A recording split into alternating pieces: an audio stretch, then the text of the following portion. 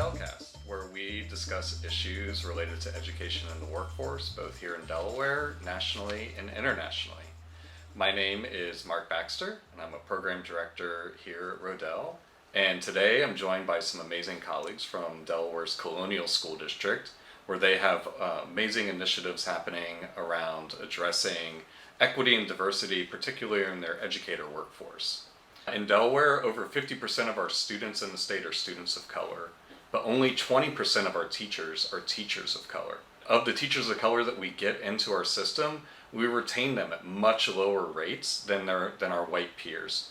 Students who interact with at least one teacher of color during their educational career have higher graduation rates, have higher college going rates, have higher academic performance. And so because of this, we need to tackle this from both the beginning of the pipeline and how do we attract more people of color to come into the profession.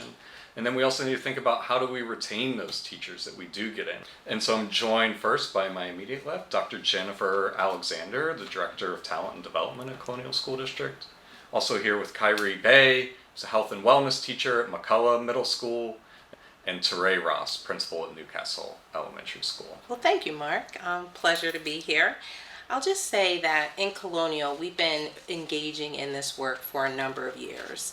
When I think about equity and diversity many years ago, I think specifically of Betsy Fleetwood, who at that particular time was working as the director in HR. And she just saw the need in her role, especially when she is recruiting educators and individuals into the workforce, and just felt that there definitely needed to be some supports put in place to help diversify our workforce and also to support our workforce. Through that beginning work that happened, it began to develop to the point where we felt that it was important as a district to include our school leaders, our principals.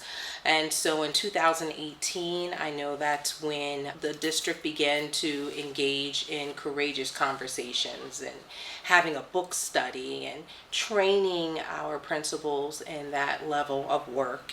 And from there, we just continue to grow, and excited that even this past year, we took it a step further with putting in place our affinity groups as an opportunity to create that safe space and form community among our educators of color.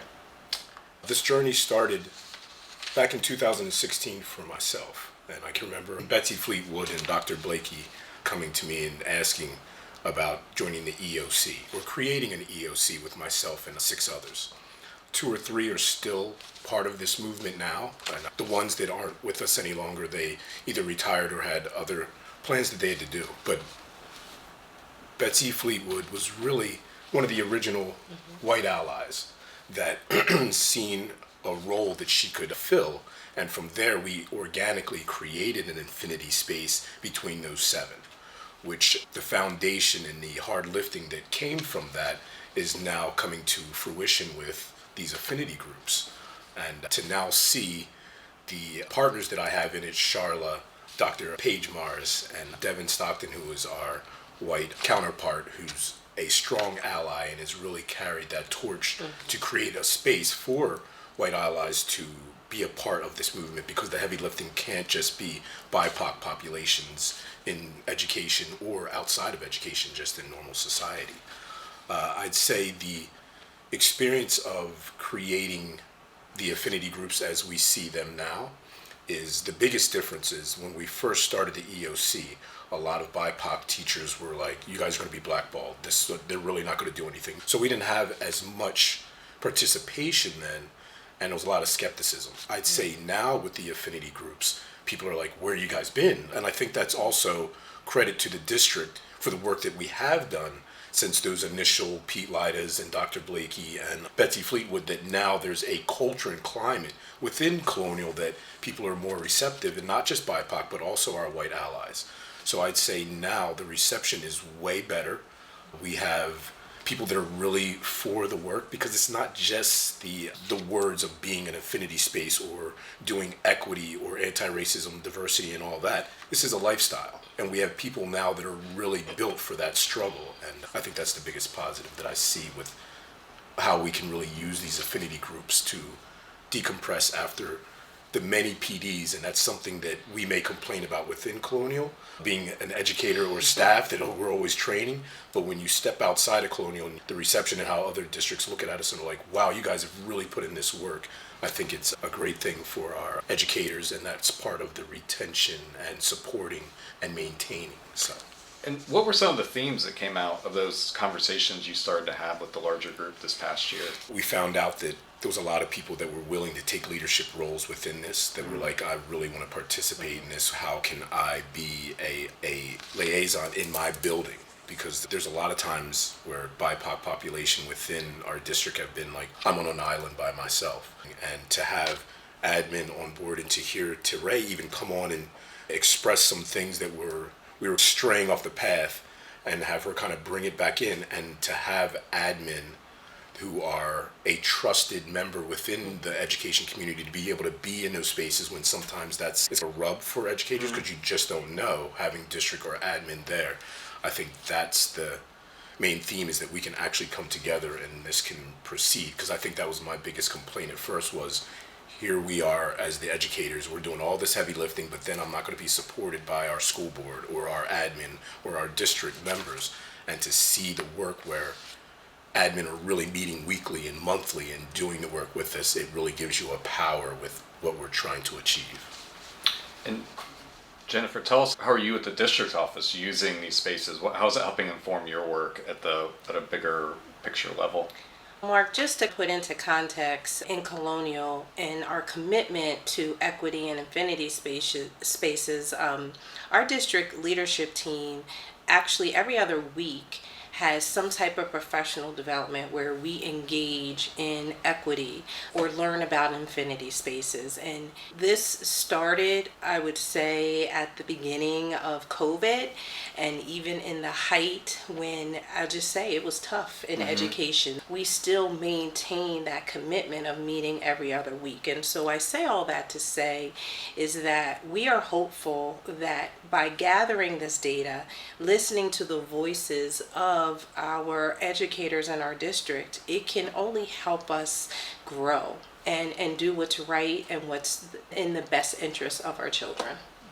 It's nice that we're not doing it alone. We have partnered with another neighboring district here in Delaware, Red Clay, and so that's exciting. And I'll just say two Newcastle County competing districts could come together and work for a common goal of supporting our teachers and supporting our students. So I'd love to shift a little bit, thinking from retention to the recruitment training side of the house.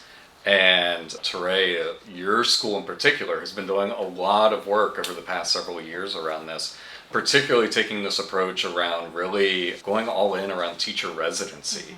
And so teacher residency being a slightly different training model of teachers getting teachers in training getting a full year of experience in a school building before they become that teacher of record on their own. Can you tell us a little bit about those efforts and the impact that it's been having at Newcastle Elementary? Absolutely. We have loved moving to a residency model. Like you said, a traditional model is more of a semester, a student teacher comes in, and in that very short period of time, they are learning what they can about schools, learning what they can about our students, teaching, and then out. And so the residency model allows our pre-service teachers to join us before the school year even starts. So in August, they are with our teachers during beginning of the year professional development. They are setting up classrooms. They are welcoming students. They do the whole year, and then they get to also do all the things that happen at the end of the school year. So the model in and of itself really immerses our pre-service teachers into what teaching and education is before they have the responsibility, the huge responsibility of being that teacher on record. At Newcastle, so I've just completed my 5th year at Newcastle. My first year, I had 12 new staff members.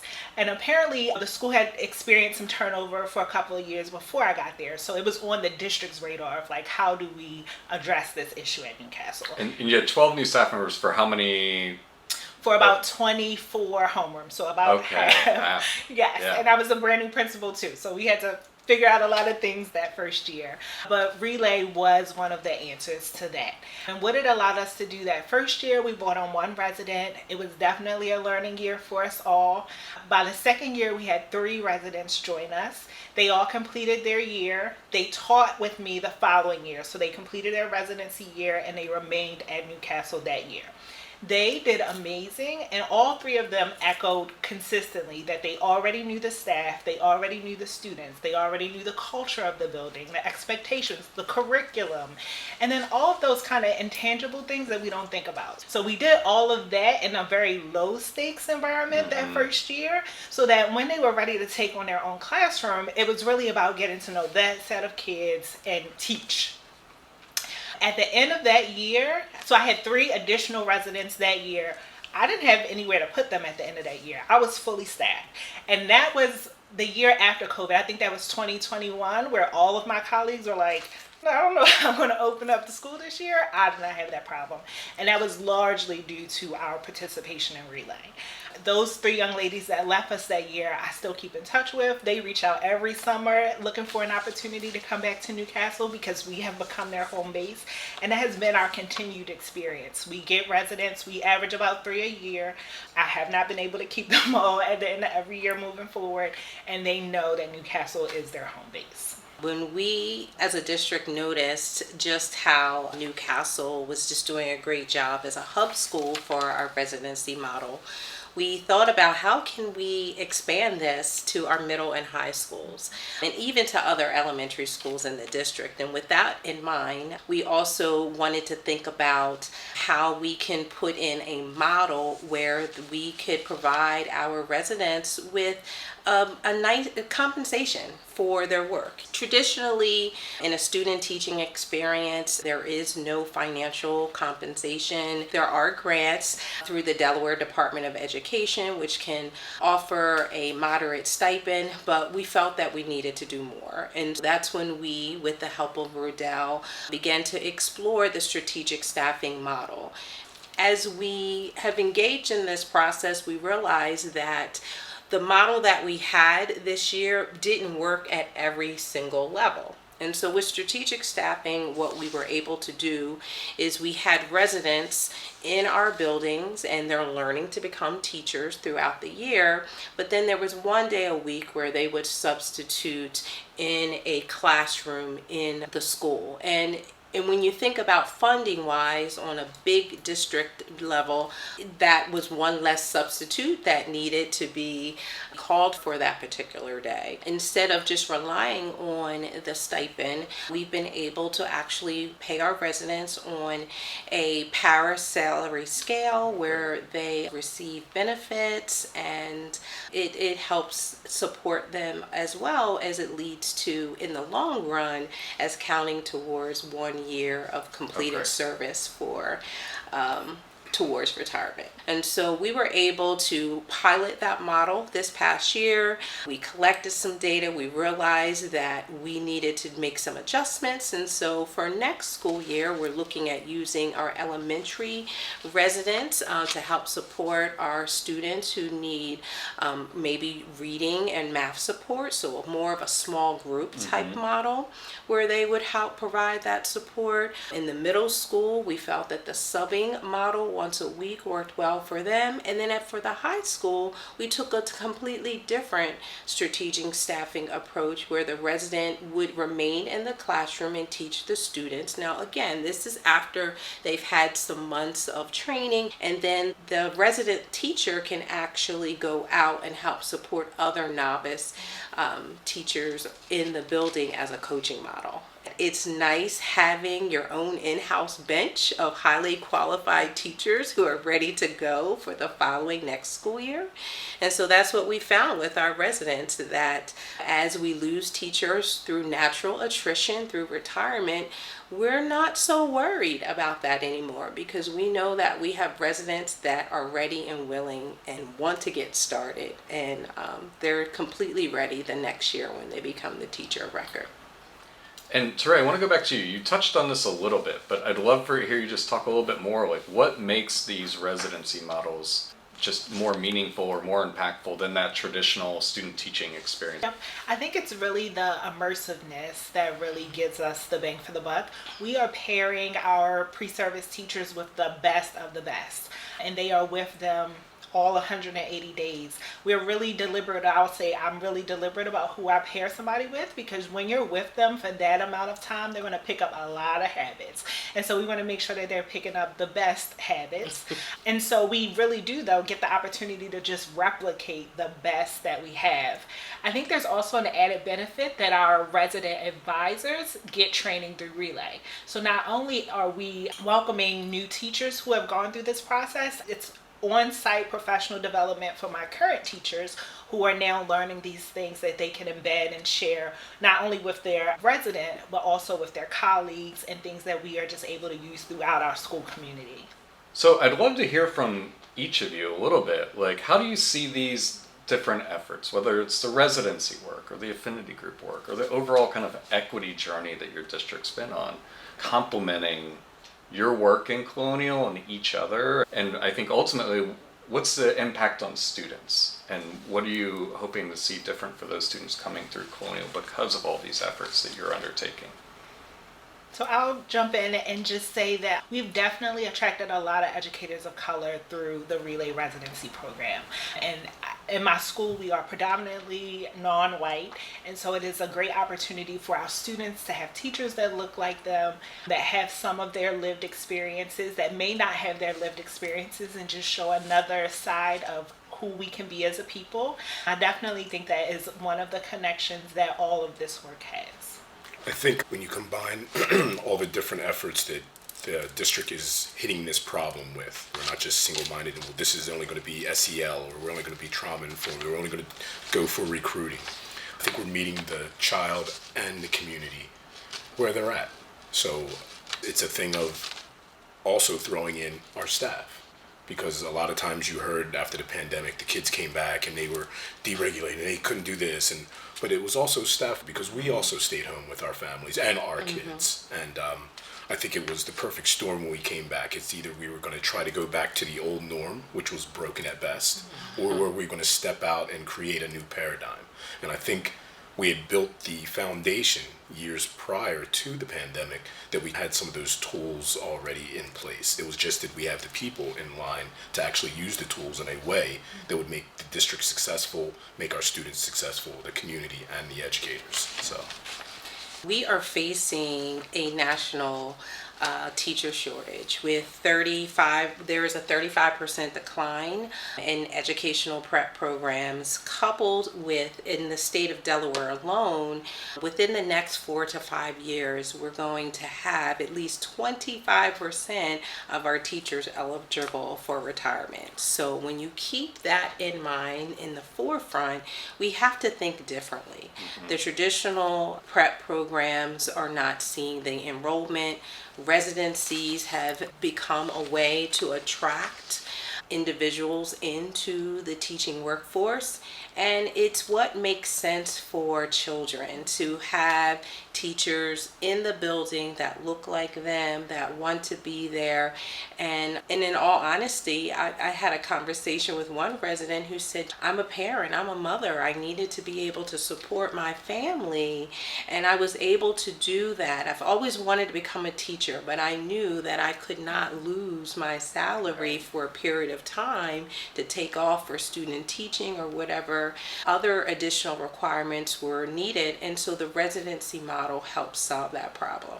I would love to, in closing here, have each of you share again kind of one takeaway that if you had an opportunity to be with a peer from another district in Delaware, what would you say to them, like, in terms of, like, why is this important? Why should they work within their district or their school to take on a similar approach or a similar initiative?